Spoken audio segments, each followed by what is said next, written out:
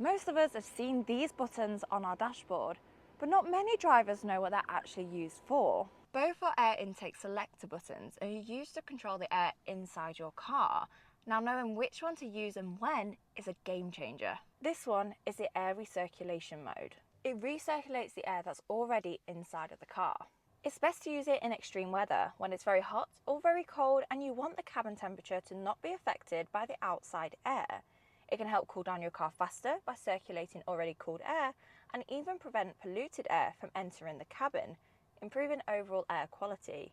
So it's great if you're stuck in traffic and you want to avoid exhaust fumes. Plus, as a bonus, it gives your AC system a break from cooling, helping save fuel and extending the AC's lifespan.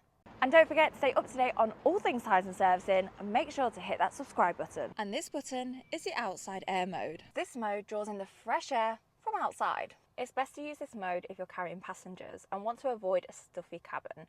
Plus, if there's a stale or smelly air already inside your car, it's a great way to get rid of it. It can also remove humidity levels inside the cabin to prevent fogging on windows and improve your visibility. Plus, if you want to quickly bring the temperature down in your car or even up, using fresh air mode is often quicker than using the temperature dial. So there you have it. Now you know what these two buttons mean and when you should use them. But to find out more, head to EdenTyres.com.